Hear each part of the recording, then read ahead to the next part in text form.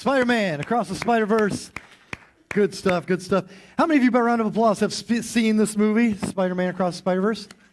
Spattering, okay, that's pretty good. Yeah, it's the 6th highest grossing film of the year, and it's been higher. It's just we've had some more recent movies that have kind of been bumping some of those down. It's rated 8.7 on IMDb, which is nothing to sniff at, man. I mean, that's good.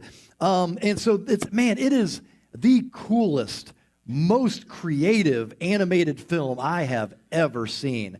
Every nanosecond is just packed with creativity and just this artistic feel. And I'm just going to admit, for those of you who are like, I would never watch an animated film, that's how I feel. Like, I don't get excited about animated films or animated series. I'm a huge Star Wars fan. It took me a lot to get interested in the animated, TV series for Star. I just don't like animated stuff much. I love this series. It is so good and so well written and so well done. And so that's been the case with both of these. It's the second of a trilogy. So if you didn't see this one, you're way behind. Okay? All right. So super creative. Thanks to my wife. I gave her some money to laugh. I was like, hey, if 9:30 service is rough, can you just give me some LOLs? Just keep it going. See, it's working. See? All right, so not only is it really creative, it's also a very complicated plot. Not in a bad, messy way, just there's a lot of subplots and cool writing going on, and it's also a part of this multiverse phenomenon that superhero movies have been in, and now other movies have been using the multiverse concept. So it's all the rage, all the kids are doing it, and so it's just really complicated plot. So what I'm doing is kind of reaching in and grabbing one piece of the plot to make it simple. That way you don't have to have seen part 1 and 2, don't have to have seen the movie, and I'm just going to pull out something that also won't have a lot of spoilers and really covers maybe the first half of this plot before it isn't really messed with anymore, but it's very relevant to the trilogy itself. And so Miles Morales is Spider-Man. He has been Spider-Man for 1 year and 4 months since the first film. And early in the film, we see this figure that was in the trailer a lot there, in a hat, sunglasses, and a trench coat, and he's peeking into a convenience store in Brooklyn, New York. And he goes in and he asks the clerk, who we don't know that he's the owner of this convenience store, but by the way he kind of displays ownership. He kind of cares about his store. It makes me think he's probably the owner. They just don't say it. But the clerk, he says, hey, do you have an ATM machine? And the clerk's like, yeah, in the back. And so this weird-looking figure walks back there, with his sunglasses, his hat, and his trench coat, and he says to himself, "Oh, this should be simple enough. I'm just going to make a hole and grab the money." And so you see that under his coat, he's like really white with black spots. And in the trailer, you saw him. He asked, Spider-Man asked, "Are you a cow or a Dalmatian? What are you?" But the thing is, he can take these spots off of his body. He takes one off and he puts it on the ATM. And he goes to reach into the ATM, and he's like, I'm just going to grab some money. But another spot emerges, and his hand comes out in a different part of the store next to the ATM. And he's like, this isn't working the way I thought. And so right away you see he's this clumsy, goofy villain who doesn't even have full control or understanding of whatever his powers are with these spots and these holes on his body. And so he just keeps trying to do that, and eventually, the clerk gets wind of what's going on with the ATM machine, and he grabs a baseball bat, and he goes at this guy, this villain.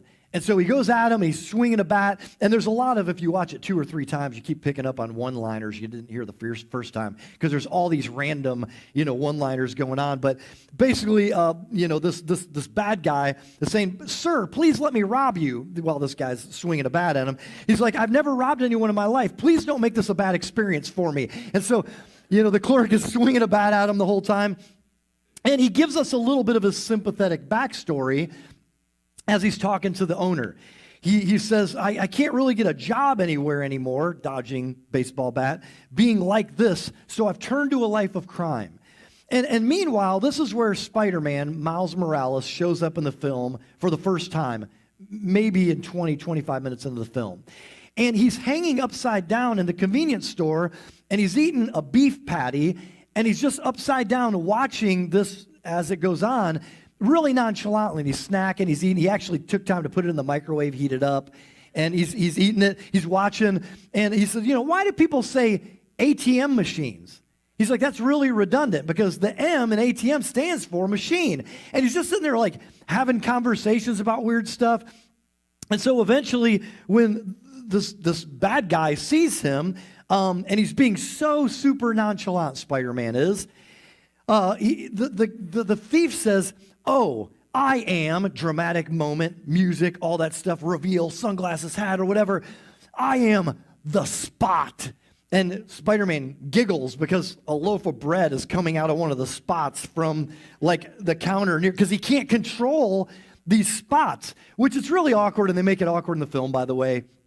It's about how he can't control his holes, which just sounds like orifices, which is junior high-ish, but they keep alluding to, my hole's this and my hole's that, so it just sounds like he's talking about all of his orifices. But there's bread coming out of one of his holes, just out of his stomach, and Spider-Man's giggling like, don't do that. Like, he's totally nonchalant about this thief. And so, when he reveals who he is and says that I am the Spot, he says, we meet again, Spider-Man. And the crowd watching it and Spider-Man are like, meet again? We don't know who you are. Who the heck are you? And so he says, who are you, whatever. And Spider-Man gets a text. And he looks at his phone. It's from his dad. And his dad's like, where are you? Because he's supposed to be at a meeting with his parents and a school counselor right now, Miles Morales is. So he's like, oh, no, I got somewhere I got to be. And he's texting. And meanwhile, the Spot is like, hey, what are you doing? Why are you going to take a phone call right now or whatever? And so this is like when you're out on a bad date, someone's like texting or whatever, or you're out with your family and like, hey, I just spent a lot of money on a Dave's Double for you. Can you pay attention and talk to me? That was like $4, man. And so it's like going on and on texting. And so this is happening. He's like, who are you talking to? Spider-Man says, well, this has been fun, but I really got to wrap this up. And thinking he will make quick work of the Spot, he shoots a couple of webs his direction, and those webs go in one hole and out the other, and they come out and they come right back at Spider-Man, and he's like, whoa, I thought I'd make quick work of this guy. That's not what I thought. They go outside, they're tangling for a while. The whole time Spider-Man is texting his dad, I'll be there in a sec, ... all this kind of stuff, texting. And so the whole time the Spot is like, hey, you're looking at your text. You understand you're in the fight of your life right now, the Spot says. And he's like, sorry, just a second. No, go ahead, take a call. Turn your phone off for a movie, but you can't turn your phone off for me when you're fighting me. And so they're throwing punches, they're fighting. Miles is dodging punches, throwing punches, texting his dad, until finally Spider-Man ties them all up, and then he leaves, the Spot tied up, secured for now, and when he leaves, the Spot yells, come back to your nemesis. And Spider-Man's like, come on, dude, you're not my nemesis. So grab a Bible from under the chair in front of you, or you can download the Bible app for free. I don't know why I referred to that. You can't have that TV. Hands off, you thief. So in 1 Corinthians 10, this is the Apostle Paul writing in the first century, writing to other Christians. And he's using a history lesson for them, talking about ancient Israel and their relationship with God. And he's just really talking about some stuff they struggled with centuries before he is writing. And he's going to make a point to recent Christians in the first century about it. And so he says this in 1 Corinthians 10, starting with verse 11. He says, these things happened to them, the ancient Israelites, as examples and were written down as warnings for us, on whom the culmination of the ages has come. So if you think you are standing, be careful that you don't fall. He goes on and says, no temptation has overtaken you except what's common to mankind. I mean, I'm dipping way back in history, and it's some of the same stuff. And God is faithful. He will not let you be tempted beyond what you can bear, but when you are tempted, he will also provide a way out so that you can endure it. Okay, so he's alluding to a story from the time of Moses, a leader that God raised up among the Israelites to lead them out of slavery in Egypt. And then they wandered in the wilderness for 40 years, and Moses was their leader for most of that. And so he's talking about in this passage about temptation they faced as Israelites. And he said, in the passage, he says, don't set your hearts on evil things. He says, don't put your trust or your comfort or your security in people or things other than God. That's what you call idolatry, worshiping idols or trusting idols for what only God should give.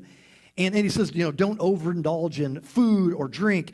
Don't commit sexual immorality. Don't have sex with anyone other than who you are committed to in marriage. And don't grumble or complain. So he's like, this is a lot of the same stuff, the culmination of the ages. This has been going on through history. Learn from history lessons and people who have gone before you. Like, avoid those temptations. But in the middle of the passage, he points out one factor that can be a determining factor on how well or not well you will do in facing temptation. He says, this is today's key verse, if you think you are standing firm, be careful that you don't fall. And so what he's alluding to here is just like one of the main factors in temptation is the pride factor. Like, how overly confident are you that, like, yeah, that's something I wouldn't ever struggle with? Now, granted, I've mentioned this in the series, I think, is that different people have different taste buds for sin. Absolutely, 100%. Different people have different things that tempt them. But sometimes there are things that you're like, oh, come on, I'd never fall in that way. I'd never do that. I'd never cheat. I would never come to this place where I would be so dishonest. I would never come to a place where I would, whatever, and say that's not something. And just by putting that in your brain as something I don't or won't ever struggle with, you make yourself vulnerable to fall. Don't underestimate that temptation, that evil desire, whatever it is. A paraphrase of that verse in something called the Living Bible says, so be careful if you are thinking, oh, I would never behave like that. Let this be a warning to you, for you too may fall into sin. Back to Miles Morales, Spidey. When Miles was meeting with his parents and the counselor at school, his Spidey sense tingles. And one of the things I love about the animation is it includes sometimes thought bubbles like comic books. It has that dotted feel on the screen most of the time, like is in a comic book picture, in a graphic. And so it shows his Spidey sense tingle. He's like, looks out the window and he sees the spot on another skyscraper has escaped all the webs. He's loose again. And he's like, gotta go. And he jets out of there. Now, his dad, who was with him in that meeting, also jets out. And his dad is a cop. But his dad doesn't know that his son, Miles Morales, is Spider-Man. And so they interact as cop and Spidey, but the cop doesn't know, this is my son I'm talking to. So Spider-Man's like trying to disguise his voice, when he's talking to his dad and stuff. And so they get out there, back into the fight, Spider-Man and the Spot. And they get to tangling with each other again, and the Spot says, you left in the middle of a fight. He said it was inconsiderate and super rude and a little bit cocky. And so, he's like, take me seriously, And so Miles' dad as a cop is now there, and he mentions something about, quote unquote, the bad guy, the Spot. To which Spider-Man says, bad guy? He's barely the villain of the week. And the Spot hears that, and he's like, what did you call me? You realize I'm right here. And so he's just this neediness of acknowledge that I have some power and I need to be dealt with. Give me some focus here, basically. And so if you're not familiar, although I think you can deduce just from the phrase villain of the week, it's like when there's been any TV series in any era, you got to write plots, whether it's the X-Files, whether it's Smallville, whether it's something really cool and relevant right now. Thank you. You got to write weeks of okay, we got to have a villain. We got to, whatever. And so sometimes they bring in a villain that is easily dealt with that week for the television show, right? There was the problem. He or she is dealt with and done. And so that's the idea of a villain of the week. Spider-Man is like, this is just the guy for this issue kind of thing. This is just the guy. This is just some schmuck that I need to take out on my way to school. And so that's his attitude about this.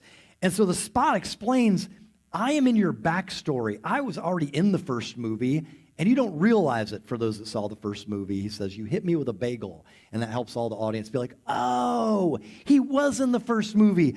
And so you're like, wait a minute. Okay, this guy's been around, and the Spot's like, I am your nemesis. And Spider-Man's like, you are not. And the Spot says, I will make you respect me. But as he says that, the Spot like steps into a hole in front of him that he's created, and his own foot comes out of a hole from behind him, and he kicks his own butt, and he falls into the hole. And so he makes quick work of himself, and then he falls into that hole, and as he falls into it, he yells, I am your nemesis, and he disappears into the hole. So in this movie, Miles Morales is making a huge mistake, and that mistake is he is taking an opponent, a threat, an enemy lightly. He will not give it focus. He will not give the Spot any focus or respect whatsoever. He's just disregarding it like it doesn't have any power. He's not ever gonna be something that I'm gonna have to really dig in and fight hard against. He takes him lightly. So Spider-Man's opponent, the Spot, is trying to tell him, you are in the fight of your life, dude. Like I have the power to catch your attention. You're cocky. I will make you respect me. I am your nemesis. Give me some focus. This happens all the time in the NFL.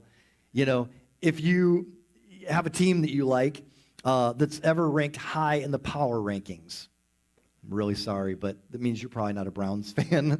I'm so sorry. Oh, man, Steelers and Browns both looked terrible last week. They should both be ashamed of themselves. But anyways, if you've ever seen, oh, they did. Did you not see the game? Okay, yeah, I know. I feel bad for Chubb. I didn't say, yeah, I'm glad Chubb got hurt. They both look terrible. But anyways, still wish the Browns would have won. What was I talking about? What did I give you money to do? Laugh. I didn't give you money to contradict my sermons. But if you ever like a team that's high in the power rankings and say they're getting ready in 2 weeks to play someone else high in the power rankings, but in between there's someone that they're going to play that has a terrible record, what often happens? They look past that opponent coming up because they're like, villain of the week. I will make quick work of this one, and then we're on to the next one like Jay-Z, and we'll play them, and then we'll see who should be highest in the power rankings, and they get their butts kicked by someone who doesn't have a winning record. And they just looked past him. They thought it was the villain of the week. We will discard them easily. Man, one of the greatest heavyweight fighters of all time, Iron Mike Tyson, he looked past somebody, didn't he? Who was it? Buster Douglas. Thank you. No confidence in the answer, but it was correct. Buster Douglas.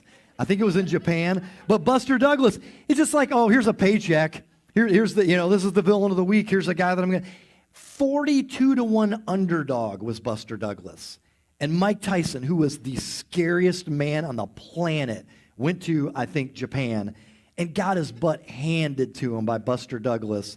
Buster Douglas knocked Tyson out in the 10th round, and the world was shocked. Often the enemies that defeat us are the ones that we don't think are significant.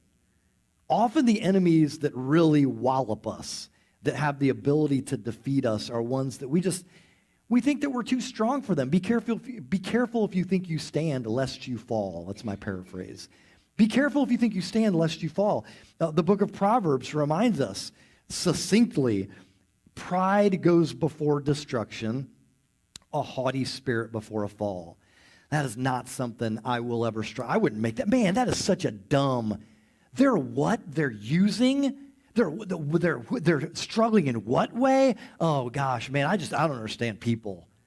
But it's a really healthy thing to acknowledge, and every one of us will struggle with this.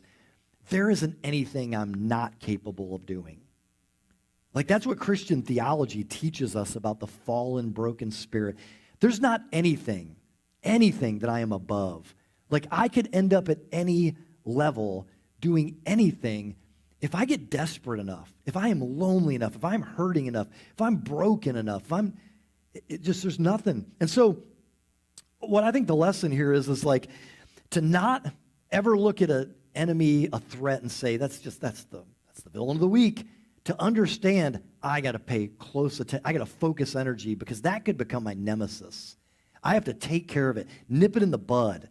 If it's sin or temptation, I got to take a lesson from ancient Israel and hear what the Apostle Paul is saying, because I might end up in the fight of my life if I don't pay close attention to this thing. I love the way that C.S. Lewis, my favorite nonfiction writer, puts this.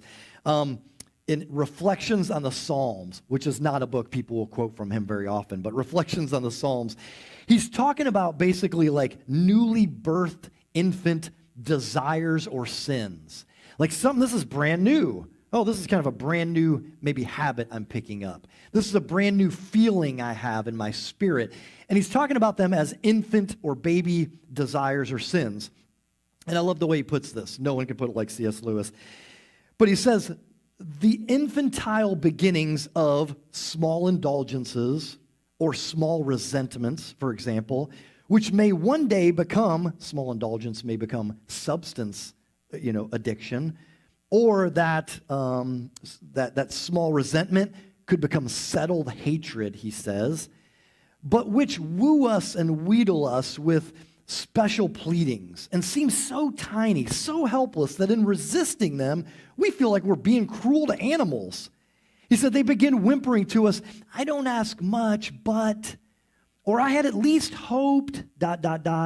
or you owe yourself some consideration. Like you've deserved this. Look what you've been through. Look what you've earned. Look at the pain you've gone through, how hard you've worked. And he says this, against all such pretty infants, this advice is best. Knock the little bastard's brains out. And blessed is he who can, for it is easier said than done. I love this. So all swearing in this message is brought to you by C.S. Lewis. But these sins, he's saying, are literally little bastards because they're illegitimate. They're against God's law. They're unsanctioned things. There are things that are foreign to your spirit, and you can't just nurse them and be like, I'm kind of picking up this way to take the edge off. This is kind of a new thing in my life that feels great. It's kind of frowned upon by the Lord of the universe, but it does kind of help me get through the season I'm in. And he's like, man, be careful. When those things rear their head and you recognize them, do not nurse them. Do not nurse them to health because they will grow. Those sins literally mess you up. When you get that first time you start to feel like, I'm starting to resent him or her, because they had good news. They had good news, she's pregnant, I can't get pregnant. He got a promotion, and I feel like I deserve a promotion. They're engaged. I want to be in a relationship, a serious relationship so badly. And you start to feel the sense of, I don't want to be around him or her. I'm certainly not going to celebrate whatever's going on in their life because of it. Whenever you feel that little bit of resentment begin, knock that little bastard's brains out, is what C.S. Lewis says. He's like, you have to take that seriously. Give focus to it. Pay attention to it. Go after it and say, I'm going to start praying for God to bless them. And be like, God, thank you that you did that for them. I'm going to recognize it's my own petty competitiveness that's I can't let myself, that's going to ruin my relationships with anyone if I just continue to be resentful when someone else has something good and I can't rejoice with those who rejoice, as scriptures say. Or man, I'm married, but man, I feel myself enjoying that warm sensation of new puppy love, new attraction, someone that maybe I'm working with or that's at the gym. And I'm like, man, I haven't felt this in years. And it's this warm sensation. Or you're single and they're married, whatever. And just man, that feels so good. It feels like being a teenager again. And I've been married X years. And so it just feels like that feels so good. That warm sensation, C.S. Lewis says, when you recognize it, you knock that little bastard's brains out. You kill that thing. It's a villain. It wants to grow. If you nurse it, it will become a significant enemy. It will become your nemesis. So stop flirting, cut off communication, avoid interaction. Who cares if they're offended? Cut it off. Deal with that thing. And this is the ultimate level of good spiritual friendship. And you know this if you're getting to know people at Momentum and being like, man, I don't feel like I've ever had Christian brothers or sisters before like this. A really good spiritual friend is someone who can look at you and say quietly away from the crowd, man, I got to tell you, that's a dangerous attitude. Or you're starting to fixate on this thing and you're mentioning it every once in a while. And man, that's a really dangerous fixation. It's almost like you've got a little fascination growing with this thing. Man, that's a darn good spiritual friend that would pull you aside and say, I see this little thing, knock that little bastard's brains out. This is what it looks like to take a threat seriously, is to say, this isn't just some insignificant villain of the week. I'll flirt a little bit. This isn't just some insignificant villain of the week. I am in the fight for my life, and I can't get cocky. I can't let this thing nurse and grow. So this will grow in power and become my nemesis. I have to do all I can. And so I'll move on from the word bastard. Some of you are very relieved by that. But you have to admit it was fun, wasn't it? Like, thank you, Clive Staples Lewis, for that. That was fun. Now, I want to be really clear. This next verse I'm going to share, he didn't mention this. I made this connection. I want to take credit for this, not C.S. Lewis. So James chapter 1, fascinating verse, says, each person is tempted when they are dragged away by their own evil desires and enticed. First, notice there's no devil made me do it theology here. It's like my own evil desires were like, I want to go to there. He's like, you run out into the wilderness yourself to go chase dumb things because of evil desires in you. Then, verse 15, after desire has conceived, it gives birth to sin. And sin, when it is full grown, gives birth to death. What he's saying is, don't take those little desires not seriously. Like, take them seriously, like, man, that is a illicit desire that's growing in me. And I have to focus attention. I can't play with it. I can't let it become a habit. I have to acknowledge what it is, ask friends for accountability, and do something to bash the brains out. See, I edited it. Isn't it funny how this can happen with like a small lie? As silly as it sounds, it's really awkward right now to tell the truth about what I was doing, where I was at, whatever it is. And be like, I just told a little lie. And that just becomes, that's just one thing this week. It was just a thing this week. That's not something I don't do that all the time. I'm a person of character. I don't do that all the time. But then you have to start defending that lie, sometimes with other lies. Like it needs insulation. Like I got to put some lies around that lie. Then eventually you're like, I don't remember who I told the lie to and who I told the truth to about what I was doing, where I was at. Like, crap. And you got to keep things sorted out. This thing just keeps growing. Like, pay attention to me. Like, I'm way more powerful than you think, dude. Pay attention to me. What are you doing on your phone right now? Look at me. Like, growing up, even when I wasn't a Christian, my mom and my stepdad had this thing going on where I was kind of the central intelligence of, they would tell me the lies sometimes, but I wasn't supposed to tell the other one. It's like, hey, just don't tell your stepdad about this. I got this money that I'm using for this, that, or that. He wouldn't like that I'm spending this money on you or your brother, blah, blah, blah, whatever. Okay, I got to remember that now, So I had to file things in my brain that she was lying about my stepdad to, and things that I knew he was up to. It was like, I don't think she knows about that. I got to keep that quiet. It's just like, man, I'm starting to feel like this might not be a good way to deal with marriage when I'm older, when I'm not 12. I'm just feeling like, and I wasn't even a Christian yet. And I was like, it's just lies upon lies. And one day those lies are going to lead to boom, big blow-up fight. But it was just so little at the beginning, and I didn't deal with it right away. And so, man, that little lie grows in power, and it wants to destroy you. If you think you are standing firm, be careful that you don't fall. And you aren't a person of integrity anymore. You're always insulating lies. The late pastor and author, Dr. Timothy Keller, he passed away in the spring. And one thing he used to say that I think is very helpful for relationships, he was speaking specifically about marriage. He says, the number one threat to your marriage is your own incredible self-centeredness. And he talks about himself in that way. It's not like unique to just others. It's like anyone who's married, the number one threat to your marriage is your own incredible self-centeredness. He says there's a radical self-centeredness that's in the human sinful heart. And so self-centeredness, it's a havoc-wreaking problem in many marriages, and it is the ever-present enemy in every marriage. Meaning the spot is looming there, and it might be like, oh, this is just a way I was selfish this week. It's a one-off. It's not a big deal. I can take care of this. This is not how I always treat situations with my spouse. But in this particular case, I want what I want, and I don't ask for much. And that self-centeredness starts to rear its head. And he's just saying, do not underestimate your enemy, which is yourself. Like, I want what I want. I want things the way that it's just this decision. I don't care what their input is. It's how we're doing it. It's just this, it's no, like really pay attention or this will continue to grow in power and it will become the nemesis. It will become and destroy you and your marriage. And all of us have seen this with dozens of marriages. They're like, yep, that ended. One or both often were super selfish. So how do you fight pride and self-centeredness in a marriage? Yeah, there's the typical pat answers that are true. Listening, serving, putting your spouse first before even your own desires.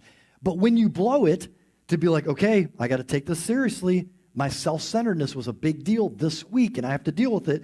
There are 12 words that have the power to save your marriage. I love you. I was wrong. It was my fault. I'm sorry. And that's a way that you, like, okay, Spot, I'm going to take you seriously. I'm going to focus. This isn't just a one-off. I have to deal with the villain this week of my self-centeredness. And so it could become a great threat to your marriage. In the movie, the Spot is creating his own portal. This is as close to a spoiler I get, but if I were you, I wouldn't care about this spoiler. The Spot is creating his own portals. He finds a way to use these spots to be kind of wormholes, if you will, into multiverse, to go to another alternate universe, where there's another Spider-Man, for instance. And so he can step through one of these holes that he's created and jump from universe to universe, every dimension. And every dimension he chooses to go to is a dimension that has a mega corporation called Alchemax. And the reason he's doing that is because they have a super collider. And a super collider is what gave him his powers. And so he goes to each alternate universe where they have one of these, and he keeps using it to increase his power. And so it occurs to Miles Morales, Spider-Man, eventually, he's making himself more powerful so that he can beat me. He's jumping universe to universe, and he's using the super colliders. He's leveling up his game to come after me and to try to become unstoppable. So later, Miles finds the Spot in another dimension, and the Spot tells him, you made me feel empty by ignoring him as the villain. You made me feel empty, like there's a hole inside of me, he said. He's clearly offended that Miles hasn't taken him seriously. So the Spot has found another super collider, and he says, I'm about to be so much more than the villain of the week. And Miles pleads with him. He says, I'm sorry I called you that, okay? You're a great villain. And he's trying to plead with him like, I'm taking you seriously now. I'm paying attention. And the Spot says, nope, I'm not a great villain yet. You will finally have a villain worth fighting. And he floats into the center of a super collider, and you can't even tell what's happening. You just know it's bad. He's growing in power. He looks different. That power is increasing, and as he floats into that, he says, and he's becoming epically powerful, I'm going to take everything from you, just like you took everything from me. See you back home, Spider-Man. And what he's inferring is back home where your parents are. I'm going to take everything from you. And so the Spot disappears, and Spider-Man realizes he has severely underestimated the potential of his enemy. Be careful if you think you stand, lest you fall. And that's kind of a major theme in one plot of Across the Spider-Verse. Tommy Berna, who we heard from earlier through Offering Story, years ago when he didn't follow Jesus, and I asked his permission to tell the story, he actually wanted to meet with me, have coffee with me. He didn't usually want to do that because being around a pastor made him feel bad. He's like, there's stuff going on that I don't want to be around you for. So I'd try to love on that dude or whatever, and he's like stiff arm. And I'd try to encourage him. I loved the dude, but he was using at the time. And he was addicted to prescription pills. And he asked me if I'd meet him at Starbucks Independence. I was like, man, I'd love to hang out, Tommy. So we met there, and we were talking over coffee. And he said, I'm using right now. I'm like, I've been taking pills. He goes, but I'm not using to feel good. I'm using to not feel bad, so that I don't start going into withdrawal. I feel terrible when I'm not using. And I was like, man, Tommy, I love you, dude. You really, really need help, man. I was like, I will drive you right now to rehab. I will follow you to rehab. Let's leave right now and go to rehab. And he gave a classic addict response. I will tomorrow. I can't do it today because I got this, that, the other. I will tomorrow. I was like, dang it. So, by the way, I just want to say as a side note to you, if anyone has ever suggested to you kindly, have you thought about going to rehab? If anyone in your home has said to you, have you ever thought about talking to someone about your anger? If anyone has ever said to you, man, this thing from your past, it's so bad, and I think it's affecting you in ways, have you ever talked to a Christian counselor about how that might be affecting you spiritually and psychologically, and you didn't go or you aren't in rehab? Man, there's a really good chance that you are totally disregarding your nemesis. You are in the fight of your life. And that person was kindly asking if you've ever thought about talking to somebody about your anger because they're scared of your anger, of how you can hurt yourself, how you might hurt them. And the fact that you haven't gone is saying, I am probably in major denial about the fact that I am in the fight of my life. So 2 weeks after me and Tommy met, he went home to his wife, his late wife now, Jamie, and they got in a fight, and the cops came, and Tommy got in trouble for domestic violence, and he was given a choice, jail time, or you can choose to go to rehab, and he chose to go to rehab because it came down to that. Years later, after Jamie, his wife, passed away, this is just a couple years ago now, Tom asked me to come over and hang out with him at his house. Remember, he didn't ever want to hang out with me before. He just always felt bad, but his heart was changing. Like, he was more receptive to the good news of Jesus, the gospel of Jesus, in a way he had never been. His heart was so rocky before this. And so he was like, could we talk? Would you come over to the house? It's an empty house. I'd love to chat. I was like, man, I'd love to hang out with you, Tommy. So I went over to hang out with him, and he's just a totally different Tommy. And we're sitting there talking. He says, Dan, you know what's crazy? He said, I'm going through this empty house, and I'm cleaning up stuff. I'm doing things like that. He goes, I keep coming across little stashes of pills that Jamie hid, but they were legitimate drugs, stuff that she needed for her sicknesses and painkillers, but she hid them from Tommy. It was stashes she had so that Tommy wouldn't find them because he was using. He was an addict and recovering addict and all that stuff. He said, you know what's funny? He goes, I haven't used any of them. I found them stashed around the house, and I haven't used any of them. He said, but I also haven't thrown them away. And I said, how about right now? Thank you, first of all, for the huge courage it took to tell me that. And two, why don't we go flush them down the toilet right now? And so he went and got the pills, took them out, poured them down, flushed them down the toilet. And I was like, wow, what a cool victory. And after that, Tommy gave his life to Jesus. I mean, totally different dude. Absolutely different. So receptive to, tell me about the good news. And I shared it with him at the table at his house that day. Tell me about the good news of Jesus. What does the cross mean, the resurrection? Why did God enter the world for us? And we got to baptize him into Christ soon after that. And I look at Tommy now, and a follower of Jesus, imperfect. He would tell you that in a split second. Imperfect, but now humble, grateful, involved in a Mo group, loves Jesus. To hear him talk about Jesus blows me away because I know who he used to be. Saw it all the time. And he's been clean since August 13th, 2010. Unbelievable. And here's what I'd say is the drugs, they're just a symptom. If there's something you are struggling with, something that was a baby, full grown, you nursed it, now it's just full grown, and it's leading to death all the time in your life. It's just sucking life from every area. Here's what I want to say is the question isn't, why can't I stop? That isn't the question, because that's what we usually ask. Like, why can't I stop this online gambling now that I've started it? Why can't I stop consuming porn? Why can't I stop, using prescription pills or whatever it is? The question isn't, why can't I stop? The real question is, why did I turn to these things? Why am I turning to that? Why am I turning to pills, gambling, porn, eating, shopping, shoes, whatever it is? Why is it that I keep, and just to stop asking, why is it that I can't get rid of this thing, and say, why was I doing it in the first place? Because it points to the fact something is broken. Something inside of us is broken, missing. We are searching for something, and that's just not the thing.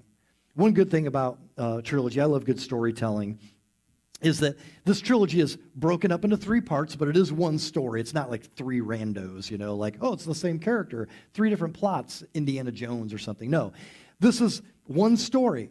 And good storytelling, if you remember the original Star Wars trilogy, for instance, you always end the second one in the darkest place you can imagine.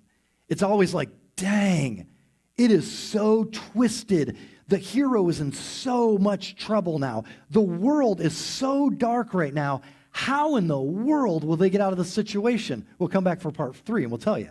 That's good storytelling, okay? Remember the end of Empire Strikes Back? Like, I am your father. I don't have a hand. I mean, you're like, how in the world is he going to defeat this dude with one hand? And now it's his father? You don't want to defeat your father, do you? Some of you do. Yeah, I don't want to defeat my father. And so that's where you kind of end up here. And it's good storytelling. And the way they get there is by making Miles Morales make a huge mistake. He underestimates an enemy. He totally and that enemy grows and grows until that's one of the things Miles Morales has to deal with is the Spot is going for his family and going to try to take away everything in his life. And so here's the thing is we all do that. I cannot say enough. This isn't like the message of Jesus is don't ever make a mistake. Don't ever let a desire grow or you'll be one of them, not one of us. That is not the story of Jesus. The story of Jesus is like, here's the deal. Every one of you, every one of us has made the mistake of nursing a desire that became a baby. It grew full-grown sin and death. And it's wreaking havoc in our lives in different ways, even if it's not as visible as a prescription pill addiction. And so it wreaks havoc, workaholism, whatever it is. It just wreaks havoc in our lives. But God's like, man, I look at you and I see a child whom I love, who is self-destructing, and I entered this world for you, laid down my life on the cross, and rose from the dead. All of us have gotten cocky. All of us have underestimated. All of us have sinned and fallen short of the glory of God. And James says, after desire is conceived, it gives birth to sin, and sin, when it's full grown, gives birth to death. But here's the question. How will your story end?